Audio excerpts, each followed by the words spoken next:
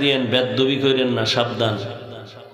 ওলামায়ে কেরামের সাথে আজ বাংলাদেশে যত ঝামেলা, শুধু ওলামায়ে কেরামের সাথে বেয়াদবি করার ফলাফল। কথা ঠিক? চাই সেটা সামাজিকভাবে হোক, রাষ্ট্রীয়ভাবে হোক, ব্যক্তিগতভাবে হোক। অনেকে ব্যক্তিগতভাবেও আলেমদের সাথে বেয়াদবি করে না? ইমামের সাথে পাওয়ার দেখায়, আছে না নাই? রাষ্ট্রীয়ভাবে বেয়াদব যে, সেও বেয়াদব, ব্যক্তিগত বেয়াদবি করলে সেও বেয়াদব।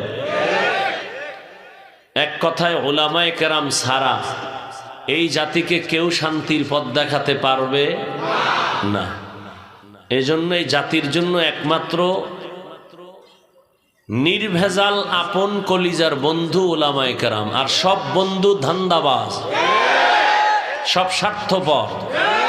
একমাত্র নিঃস্বার্থ এ জাতির বন্ধু উলামায়ে কেরাম, কোনো সন্দেহ নেই।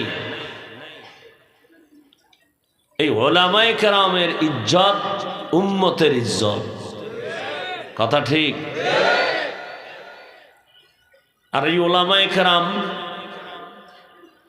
যার আদর্শ লালন করেন তিনি হলেন রহমাতুল লিল আলামিন। তিনি কেমন পারফেক্ট একজন আদর্শবান ব্যক্তি, যার আদর্শের সাথে পৃথিবীর কারো আদর্শের কোনো মিল নাই। এরপর আমি একটু আগে বয়ান করে আসছি আপনাদের গাজীপুরের আরাক এলাকা। নবীজির আদর্শ ছাড়া, সত্য কথাটা মানেন আর না মানেন, অন্তত স্বীকার করেন, নবীজির আদর্শ ছাড়া আর সুন্দর আদর্শ কার মধ্যে আছে? তাল মিলেন না, বুঝা কোন নাই বললে নবীরটা মানেন না কেন? কথা বলবেন খুব হুঁশের সাথে, তাল মিলেন না। নবীজির থেকে সুন্দর আদর্শ কারো কাছে আছে? থাকলে বলেন। যদি কেউ ভরা মজলিসে দাঁড়ায় বলতে পারেন নবীজির আদর্শ থেকে একটু ভালো আদর্শ আছে শেখ মুজিবুর রহমানের ভেতরে, আমার কথা শুনেন, এরপরে জবাব দিবেন। বহুত লাফাইছেন, একটু থামেন না, একটু ঠান্ডা মাথায় শুনেন। দেশ স্বাধীন হয়েছে না? হয় নাই? নাকে তেল লাগায় ঘুমাইতেছেন না? দেশ স্বাধীন। আর ঢাকার শহরে মহিলারা সাংবাদিকদের নিয়ে বলে আমগো দেহ ব্যবসার অধিকার আবার ফেরত চাই। এজন্য কোনো বেঈমান বিধর্মী না, মুসলমানকে মনে রাখতে হবে, মুসলমান স্বাধীন হয়ে চিৎকার দিবে ওদিন যেদিন ইসলামের স্বাধীন হবে। মুসলমান নাকে তেল লাগায় ঘুমাবে সেদিন, যেদিন এদেশের প্রত্যেকটা পরতে অঞ্চলে কোরআনের বয়ান বুক ফুলায় আলেম করবে, কোনো সুদখোর বেনামাজির অনুমতি নিতে হবে না।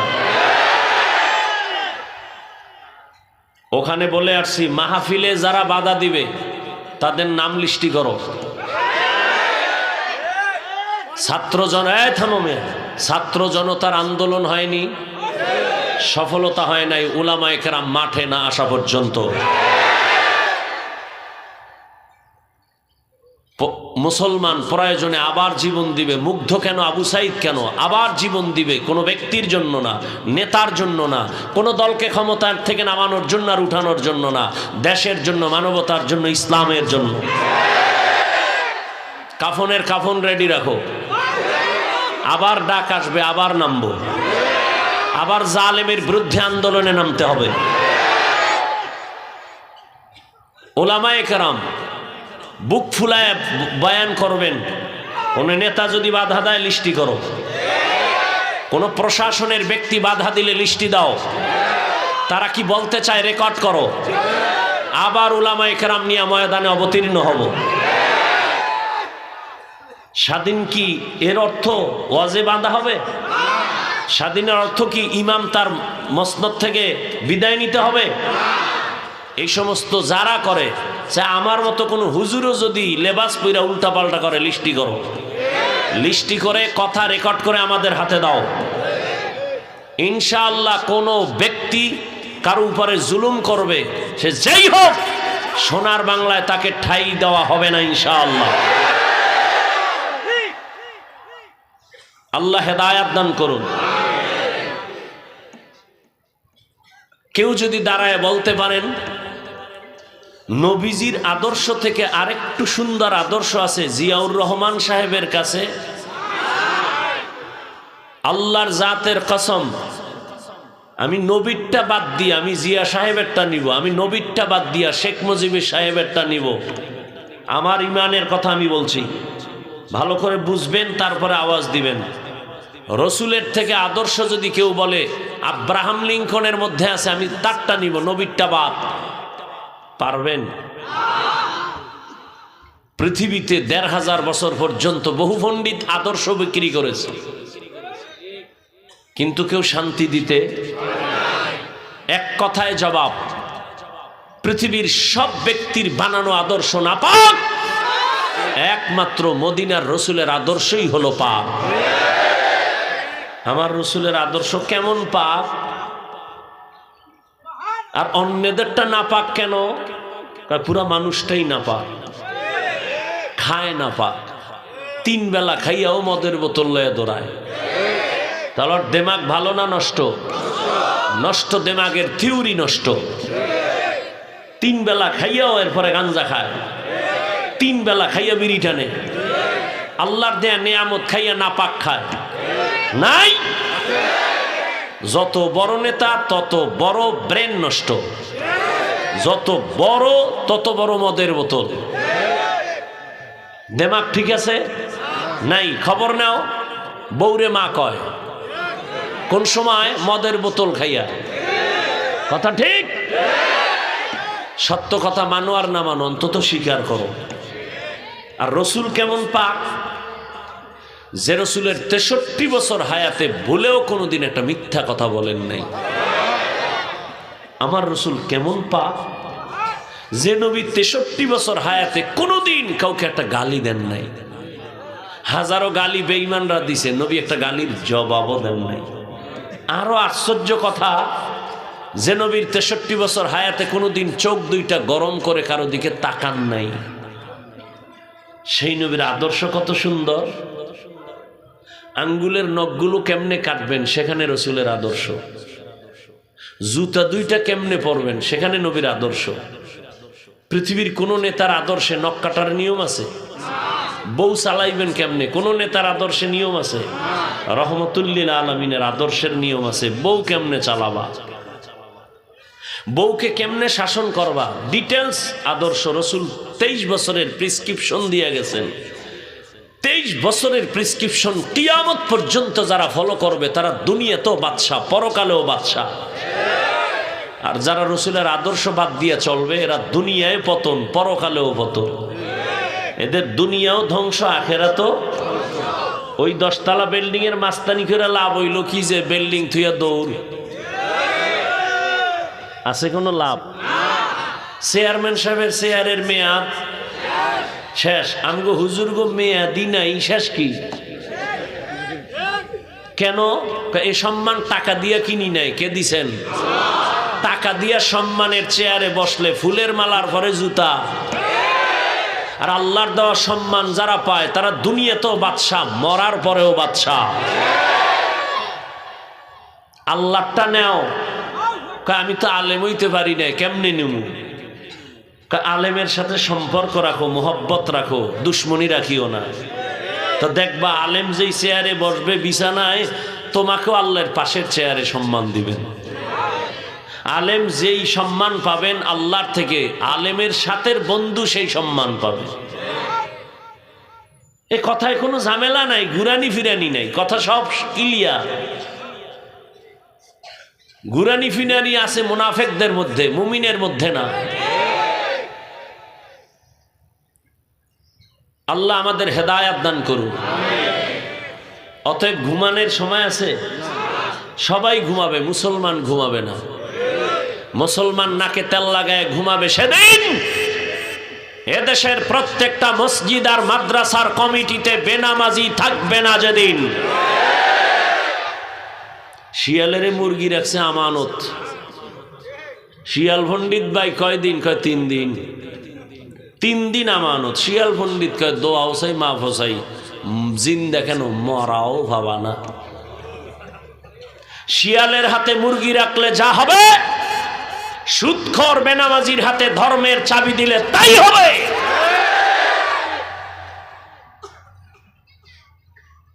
আল্লাহ হেদায়াত দান করুন, আল্লাহ হেদায়াত দান করুন। ইমাম সাহেব নিরপেক্ষ থাকতে হবে কেন? সবার বড় দায়িত্ব। আমি বলি ইমাম সাহেব যদি নিরপেক্ষ থাকে, কমিটির প্রত্যেক সদস্যকে নিরপেক্ষ থাকতে হবে। আর কমিটির লোক যদি পচা রাজনীতি করে, ইমাম সাহেব মাইক লাগায়া ইসলামের কোরআনের রাজনীতি করবে। আপনাদের কি মত? ইসলাম বা কোরআনে রাষ্ট্রনীতি নাই? যারা বলে ইসলামে বা কোরআনে রাজনীতি নাই, তারা কি বুঝাইতে চাইলো? যে কোরআন ও ইসলাম সব দিক থেকে কমপ্লিট, এক দিক থেকে দুর্বল। রসুল রাষ্ট্র চালাইছেন, আবু বকর চালাইছেন, ওমরে ফারুক চালাইছেন, ওসমান গনি চালাইছেন, রাষ্ট্র পরিচালনা হযরত আলী করেছেন। ভালো করে লিখে রাখো, পৃথিবীর শ্রেষ্ঠ রাজনীতির কিতাবের নাম কোরআন। পৃথিবীর শ্রেষ্ঠ রাজনীতির শিক্ষক আমার রসুল। পৃথিবীর শ্রেষ্ঠ রাজনীতির পার্লামেন্ট মসজিদে নববী।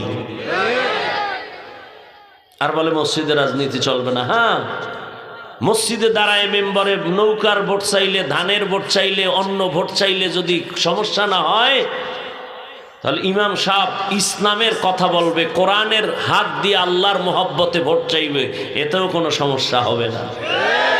আপনারা সবাই ইসলাম চান না? চান, কিন্তু এরপরও হয় না কেন? ভোটের আগের রাত্রের হাদিয়ায় কেবলা ঘুরে যায়। ঠিক নেই?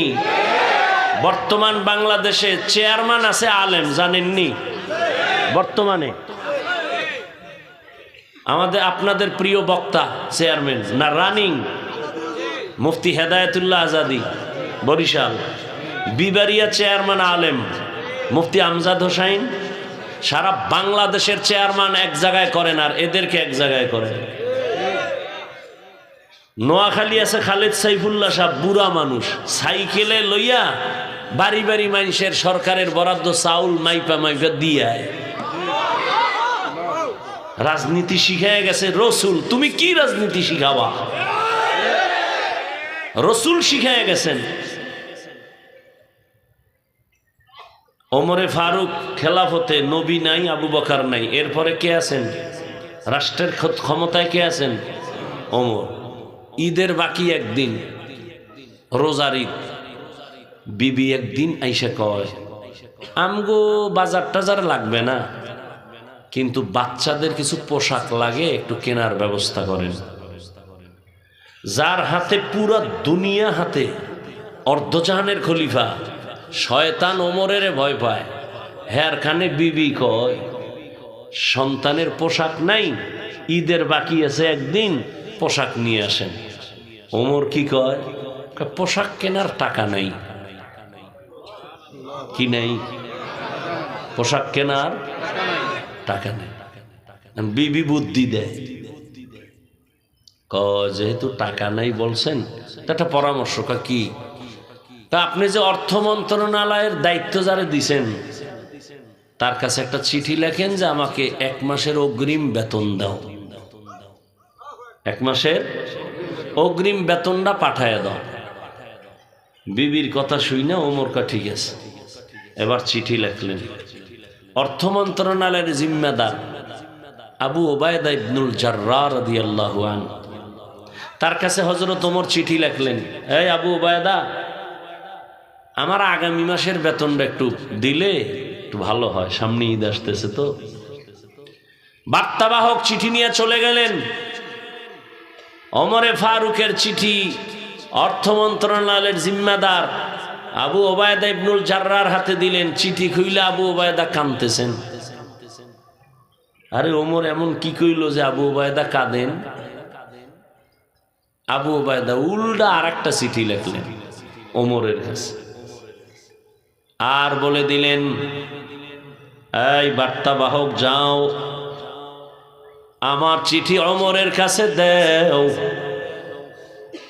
চিঠির মধ্যে দুইটা প্রশ্ন করেছি, যদি আমার খলিফা জবাব দেয় আমি টাকা নিয়ে আসবো আমি নিজে। দুই প্রশ্ন তুমি দেখো না, তাকে দিয়ে দেখাও। লেখা চিঠি কাভার করে দিয়ে দিস। ওমরের কাছে যখন উল্টা সিডি আইছে, খুইলা ওমর কাঁদতেছে। ওমরের চোখে পানি। এই আবু উবায়দা, আমি খেলাফতের দায়িত্বে, অর্ডার দিলেই তো, টেলিফোন করলেই তো গোষ্ঠী শুদ্ধ দিয়ে দিবি, টাকার অবস্থা কেন? প্রশ্ন দুইটা। আবু উবায়দা বলে, টাকা আমি দিব, তবে আমার দুই প্রশ্নের জবাব দেন। আপনি যে 1 মাসের অগ্রিম বেতন চাইছেন, আগামী 1 মাস আপনি বাঁচবেন কিনা তার গ্যারান্টি দেন। রাজনীতি বলে ইসলামে নাই। দ্বিতীয় প্রশ্ন, আপনি আজকে চেয়ারে বসে আছেন, আগামী 1 মাস আপনারে জনগণে চেয়ারে খলিফা রাখবে কিনা জবাব দেন। আপনি যে এখন বইয়া রয়েছেন চেয়ারে প্রধান, আগামী 1 মাসের যে বেতন নিবেন, ওই 1 মাস আপনার জনগণ রাখবে না জহুরের আগে দৌড় দিবেন? কি রাজনীতি বুঝে না? হুজুরেরা কি বুঝে? হুজুরেরা যা বুঝে, এটা বুঝার মেধাই তো তোমার নাই। পৃথিবীর শ্রেষ্ঠ বুদ্ধির কিতাবের নাম কোরআন। এই কোরআন যার কাছে আছে সে হলো পৃথিবীর শ্রেষ্ঠ বুদ্ধিজীবী। আপনি 1 মাসের বেতন চাইলেন, জনগণ আপনার 1 মাস রাখবে কিনা? ওমর কাঁদে আর আল্লাহ, আবু ওবায়দাকে তুমি কবুল করো। আবু ওবায়দা আমাকে সতর্ক করে আমার অন্তরের কলবের চক্ষু খুলে দিছে। এর নাম ইসলাম। যেই ওমরের হুঙ্কারে হরিণ আর বাঘ এক ঘাটে পানি খায়, কোনো ঝগড়া নাই, দুশ্মনী নাই। যেই ওমর রাস্তা দিয়ে হাঁটলে শয়তান পালিয়ে যায়, যেই ওমরের হুঙ্কারে রাশিয়া রোম সম্রাট কাঁপতেছে, এই ওমরকে ডারে গরম গরম গরম পুরো দুনিয়া। কারণ কি? গোয়েন্দা ফাটায় কয়, দেখ তোর বডিগার্ড কয়জন? গোয়েন্দায় কয়, ওমরের একটা লোক বডিগার্ড নাই, একা একা আড়ে। কত ফাওয়ারটা কি? গোটা দুনিয়া কাঁপতেছে এই লোকটার কারণে। একটা গার্ড নাই, কোনো গার্ড নাই। কথা হলে মাইরে ফেলাইলে আমরা লুটি ফুটে খেতে পারবো, মারবো কেমনে? একা একা কোনানে ফাওনি, খোঁজ নাও। গোয়েন্দাদের খোঁজ লাগা এক লোক দিছে, তরবারি নিয়ে যা, যদি ওমরের একা পাও মেরে ফেলবি, পুরস্কার বড়। খোঁজ নিয়ে দেখে ওমর একা। হঠাৎ পাহাড়ের পার্শ্বে একটা খোলা ময়দানে ওমর হাতের বালিশ বানাইয়া ওমর ঘুমায়। খবর পাইয়া খুশি, ওমরের একা পাইছি, মারা বড় সহজ। আমার মাওলায় যদি রাখে, মারবে কোন চোরায়? তরবারিটা খাম থেকে বের করে দুশ্মন ময়দানের পার্শ্বে দাঁড়ায় ভাবে, ওমর তো একা ওই পার্শ্বে ঘুমায়, আমি যাই। 1 কদম যায়, আবার দাঁড়ায়, আবার চিন্তা করে কি করি। যাইতে যাইতে আগায়, পেছনে আবার সামনে, আবার পেছনে, আবার সামনে, আবার পেছনে। সামান্য একটু জায়গা বাকি, কিন্তু কাছে গিয়া তাকায় দেখে ওমর ডান হাতের বালিশ বানাইয়া ঘুমায়। জঙ্গলের একটা বাঘ ওমরের চারপাশে ঘুরে আর পাহারা দেয়। মানুষের দাম বেশি না বাঘের দাম বেশি? মানুষ কার গোলাম? হ্যাঁ, ভালো করে মুখস্থ করো, পেছ লাগায়ও না। বাঘ মানুষের গোলাম, গরু মানুষের গোলাম, মানুষ কার গোলাম? এটা থার্ড ক্লাসের মানুষ, চাষি, চাষ করে। এরা কি বড় শিক্ষিত? যারা লাঙ্গল চালায়, গরু দিয়া চাষাবাদ করে। এই খেয়াল করেন, এই একটা চাষি লোক আউযুবিল্লাহ পারে না, ধন্যবাদও কইতে পারে না, ওয়েলকাম কইতে পারে না। এই চাষি একটা গরু রেখা, এই গরু দাঁড়া, দাঁড়ায়নি। সত্য কথা কইন, গরু ডাইনে যা, যায়নি। বামে যা, যায়। হ্যাঁ, কুত্তারে আল্লাহ বুদ্ধি দেয় না, মানুষকে দিছে। একটু ভাবো, একটা চাষির কথায় যদি গরু দাঁড়ায়, ডানে যায় বামে যায়, একজন খাঁটি আল্লাহওয়ালার কথায় কেন বাক চলবে না? এই কথাটা আমগো দেশের কিছু কিছু টুপিওয়ালার মাথায় ঢুকে না। এই জন্য অলিয়া উলিয়ার সাথে বেয়াদবিমূলক কথা বলে। বলে আমরা অলি মানি না, আউলিয়া মানি না। আমি সারা দেশে কসম খায়া কইছি, যারা অলি মানে না, আউলিয়া মানে না, তারা কোরআন মানে না, হাদিসও মানে না। এরা বাতিল। এদেরকে যারা বাতিল বলে না, তারাও বাতিল। ইয়া আইয়ুহাল্লাযীনা আমানুস্তাঈনু বিস-সাবরি ওয়াস-সালাহ ইন্নাল্লাহা মা'আস-সাবিরিন। আল্লাহ বলেন, হে মুমিন, সাহায্য প্রার্থনা করো সবর ও সালাতের মাধ্যমে। নিশ্চয়ই আমি আল্লাহ সাবিরিনদের বন্ধু হয়ে থাকি। নবীজি বলেন, মাইয়ুরিদিল্লাহু বিহি খাইরান ইউসিব মিন। এই আমারও কিন্তু জরুরত আপনাদের থেকে বেশি। আপনারা যাইবেন 1.5 কিলো, আমার যেতে হবে 100 কিলো। অতএব আমনে গেলে আমিও যাবো গিয়া। সব জায়গায় চালাকি চলে না। আপনার উঠার ব্যারাম থাকলে ভিতরে ঢুকছেন কেন? ওই কত আশেকরা রাস্তায় দাঁড়ায় দাঁড়ায় বয়ান শুনে ফাঁকে ফাঁকে বিড়ি টেনে আবার ইয়ে খাড়ায়। কথার কথা। আর এখানে কত আলেম বসা, মুরব্বী বসা, এদেরকে ডেঙ্গিয়ে বের হন। আপনার ভয় লাগে না? ফারদার উল্টাপাল্টা করলে আমি মোনাজারটা দিয়ে নেমে যাব। আমনের বাসায় জরুরত আমার থেকে বেশি না, তাহলে আমিও চলে যাব। আপনি বাসায় যাবেন, আমি যাব না? সারাদিন রাতে 3 ঘন্টা ঘুমাইতে পারি না। আপনি বলবেন আপনি এগুলি না করলে সমস্যা কি? ওলামায়ে কেরাম কুত্তার মতো দৌড়ায় সারা দেশে। তাবলিগওয়ালাদের এক দৌড়, পীর সাহেবদের দৌড়, জুমার খতিবের দৌড়, আমগো দৌড়। এই দৌড় আছে বিদায় এখনো আল্লাহর নাম নেওয়ার সুযোগ পাই। না হয় নাস্তিকরা দরজায় তালা দিয়ে রাখতো, মসজিদের মাইক বন্ধ করে দিত। দেখেন নাই যে ওয়াজ চলবে, বাইরের মাইক চলবে না।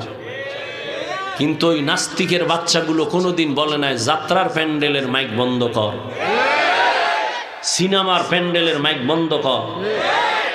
বিয়ার অনুষ্ঠান চলে হাজী সাহেবের বাড়ি, 6 তলা বিল্ডিং, কাফে। ইমাম কয় কিও রাত্র 12টার পরে ভূমিকম্প নি? কয় না হুজুর, দাওয়াত পান নাই, আমার মাইয়ার না গায়ে হলুদ। হাজী সাহেব মিশা কইছি? মুসলমানের জন্য গায়ে হলুদ হারাম। আমার দায়িত্ব বলার, মানবেন কিনা সে দায়িত্ব আপনার। এই জন্য দেখেন না এখন আর গর্বে আনোয়ার শাহ কাশ্মীরি আসে না, বাইজিদ আসে না। চোখ নষ্ট, পাও নষ্ট, কিডনি নষ্ট, দেমাগ নষ্ট সন্তান আসে। সন্তানের খাওয়াও হারাম, হৌর বাড়িতে খাও যৌতুক। ভালো সন্তান পাবা কেমন? গাছ লাগাইছো তিতে তুলের, সেখানে বড়ইর আশা করলে কি হইব? বিয়ার আগে যৌতুক খায়, বিদেশ যাওয়ার ভিসা চায়। বিদেশ যাই করবি কি? বউ খায় ছোট ভাই পাহারা দিবে। এ আকাম চলেনি। আল্লাহ হেদায়াত দান করুন। যৌতুক হালাল না হারাম? যারা যৌতুক দেয়, যারা খায়, যারা পরামর্শ দেয়, সবাই জালেম। এই জন্য শুরুতে বইয়েই কইছি, কাফনের কাপড় রেডি রাখ। সোনার বাংলায় যা থাকুক, জালেম থাকতে দেওয়া হবে না। জালেমের বিরুদ্ধে আবার আন্দোলনের ডাক আসবে, আবার ময়দানে নামতে হবে। আল্লাহ হেদায়েত দান করুন।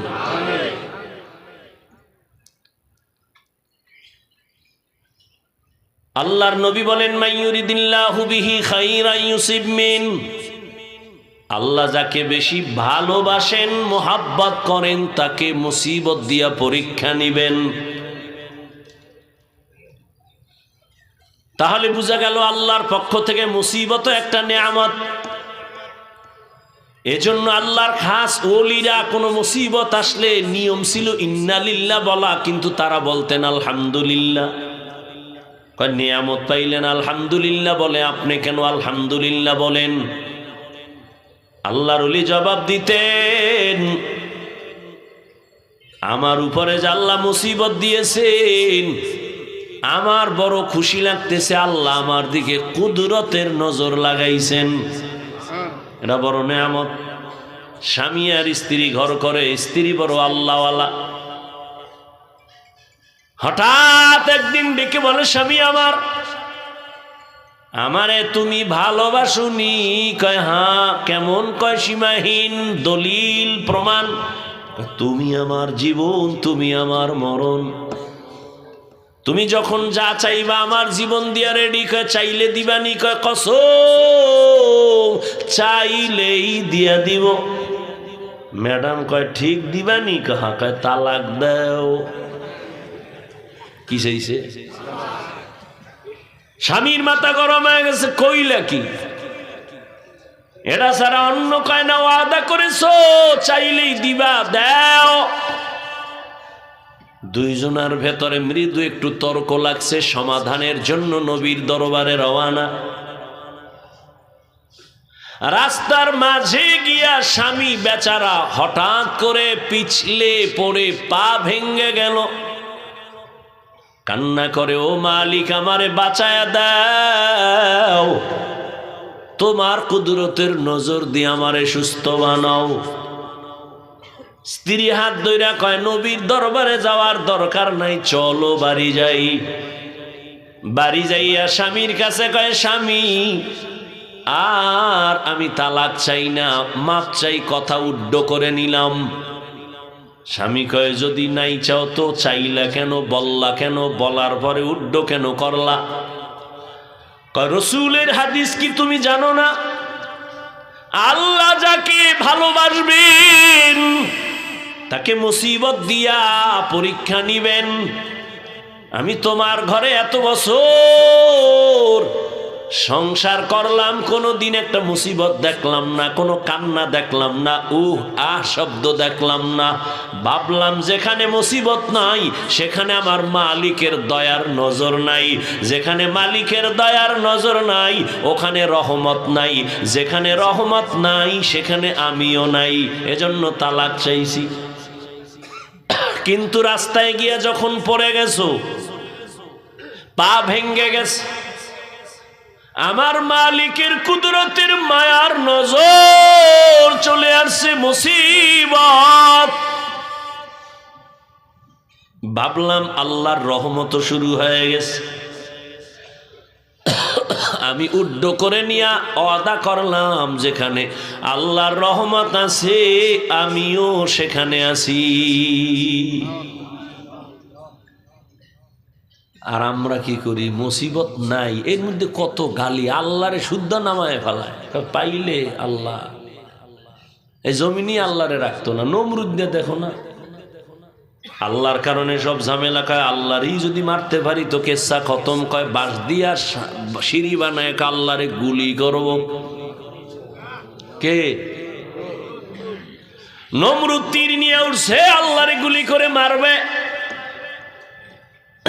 তুই কয় নাম্বারের চালাক?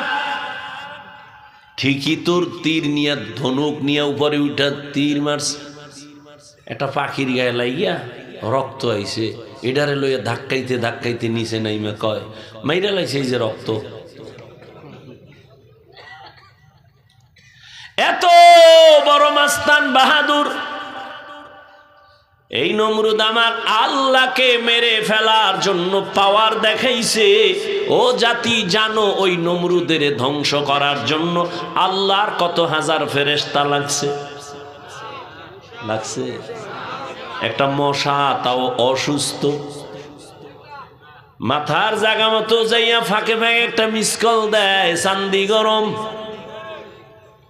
এত ডাক্তার, এত কবিরাজ, মাথা ঠান্ডা হয় না। হঠাৎ ঘুইরা ফুইরা জোতার সাথে মোলাকাত, মাথা হিমেল হয়ে গেছে। নমরুদ ডাক দিয়া কয়, এত ডাক্তার কেন? জুতার ভিতরে যে আমার মাথার ঔষধ আছে তো জানি না। আমার সান কপাল, জুতা দিয়া বাড়ি মারলেই তো মাথা ঠান্ডা। কে মারবে? কয় বেতন দিয়া কর্মচারী রাখ। কর্মচারীরা কয় তোর কাজ কি জানো নি? স্যার কি? কয় শুধুমাত্র জুতার বাড়ি, যত জোরে বাড়ি দিবি বেতন তত বাড়ায় দেব। কেমন সান কপাল! এই যেমন তেমন কপাল মনে করছে। মাঝে মাঝে পায়ের জুতা কপালে লাগে, এটা বুঝতে হবে সান কপাল। আমেরিকার বুশের গালে জুতা লাগছে, সাংবাদিক বলে কাইফা হাল, কেমন লাগলো? কয় ডোন্ট মাইন্ড, এটা আমার গণতান্ত্রিক অধিকার। মাঝে মাঝে জুতা পায়ের থেকে গালে লাগা সান কপালের পরিচয়। এরে নবীর আল্লাহর গোলাম, এরে নবীর আশিক, মুসিবত আসবে, এটা আল্লাহর নেয়ামত। যদি তুমি নেক আমলের উপরে থাকো, মুসিবত আসবে, আল্লাহর নেয়ামত। এই মুসিবতে যদি পাস করতে চাও, সাহায্য চাও আমার আল্লাহর কাছে দুই জিনিসের মাধ্যমে। এক হলো ধৈর্য, দুই হলো নামাজ। এক নাম্বার কথা, সাহায্য চাওয়া লাগবে কেন? প্রশ্ন। দুই নাম্বার কথা, যদি সাহায্য লাগে তো কার থেকে নিব? তিন নাম্বার কথা, সাহায্য যদি নিতেই হয় কার থেকে নিব? এক। তিন নাম্বারে কোন সিস্টেমে নিব? সিস্টেম আছে না? চেয়ারম্যান সাহেব আপনার এলাকায় আসছে, কলারটা ধৈর্য যদি কোন চেয়ারম্যান 50 কেজি চাউল লাগবে, চেয়ারম্যান চাউল দিবে না জুতা মারবে? বলবে চাউল 50 কেজি কেন, 50 টন দিব। নিয়ম অনুযায়ী চা অ্যাপ্লিকেশন দে।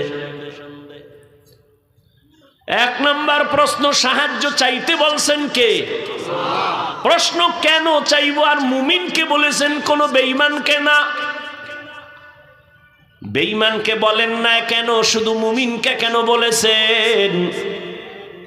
এর একমাত্র কারণ, জান্নাত শুধু মুমিন পাবে, কোনো বেঈমান জান্নাত পাবে না। আর মুমিনও যে জান্নাত পাইবে, কত ভিড় আছে কপালে আছে পাওয়ার আগে। দলিল দেওয়ার সময় নেই। বাংলা একটু খালি 1 মিনিটে বলি। এ কথা আপনারা শুনছেন, বনি ইসরাইলের 72 দল, নবী বলছেন আমার উম্মতের আর একটা দল কি কম বেশি? টোটাল কত? 73। মধ্যে 72 জাহান্নামে যাবে, এক দল জান্নাতে যাবে। এই কথা শুনছেন না? কিন্তু শুনছেন ঠিক, এখানে একটা চিকন কথা আছে, না হয়তো অনেকে শুনেন নাই। এই যে 72 দল জাহান্নামে যাবে, এই 72 দল জাহান্নামীদের মধ্যে কোনো হিন্দু নাই, বৌদ্ধ নাই, ইহুদি নাই, খ্রিস্টান নাই। 72 দল জাহান্নামী সব কিন্তু মুমিন এবং মুসলমানের মধ্য থেকে হবে। এই কথাটা অনেকে জানেন না, শুনেন নাই। শুনে থাকলে আবার শুনে নেন। 72 দল জাহান্নামীদের